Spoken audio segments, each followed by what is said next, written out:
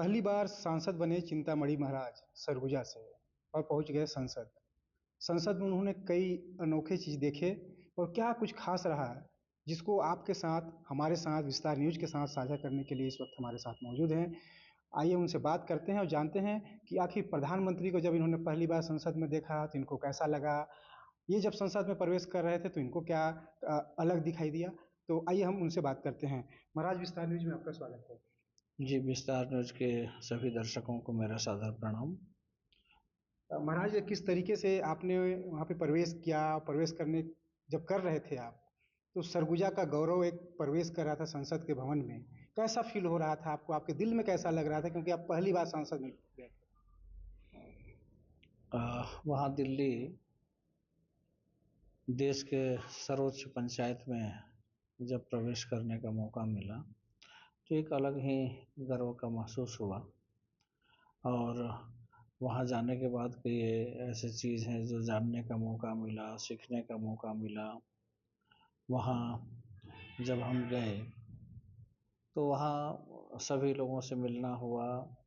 फिर जब शपथ का बात हुआ तो शपथ भी हम जब विधानसभा में शपथ लिए और वहाँ शपथ लिए, दोनों जगह में काफ़ी अंतर था। और जो मैं महसूस किया उसको मैं शब्दों में बयान नहीं कर सकता। जब मैं शपथ के लिए गया तो मैं मोदी जी का अनुकरण करते हुए जब शपथ के लिए गया तो सीढ़ी चढ़ के जाना रहता है, तो मैं सीढ़ी को प्रणाम करके और शपथ के लिए गया। संस्कृत में शपथ लिया और लोग भी उसका काफ़ी प्रशंसा किए।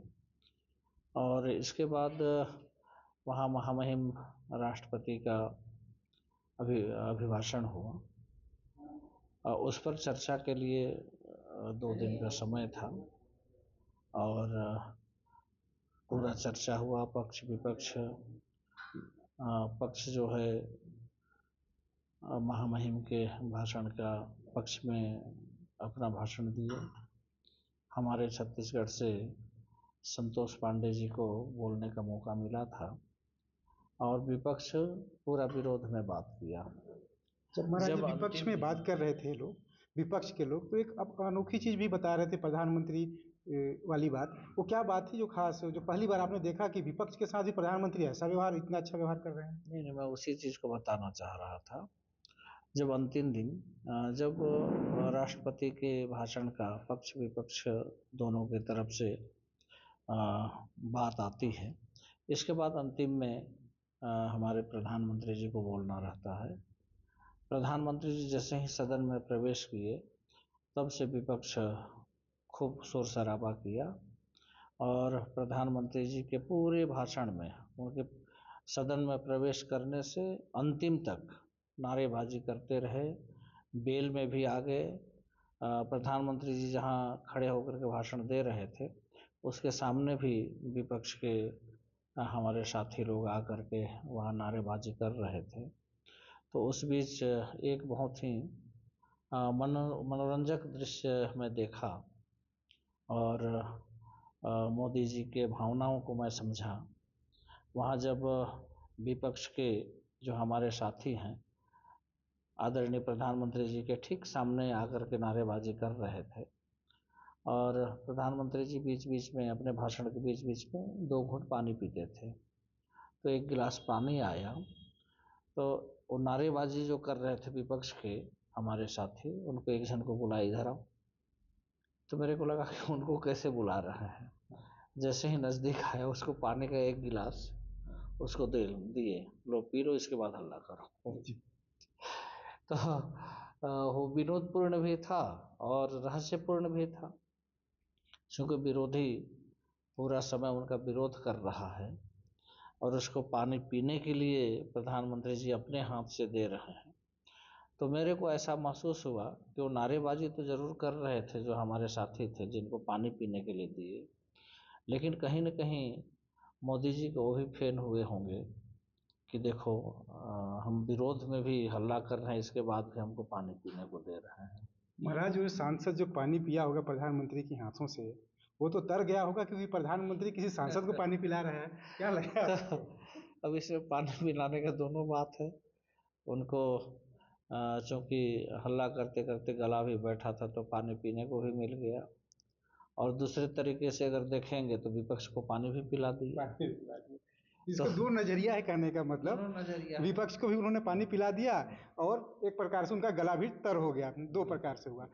अब सरगुजा की जो मुद्दे हैं, जो बहुत सारी बातें हैं, तो कौन कौन सी ऐसी बातें हैं जिसको आप अभी रखे हैं, संजो के रखे हैं, आप लोगों से बात कर रहे हैं, आम लोगों से बात कर रहे हैं, कार्यकर्ताओं से बात कर रहे हैं? दो चार ऐसे मुद्दे बता दीजिए जिस पर आगे भविष्य में सरगुजा की जो बात है वो संसद में सुनाई देगी, सरगुजा की जो मांग है उसको आप आगे जा रखेंगे।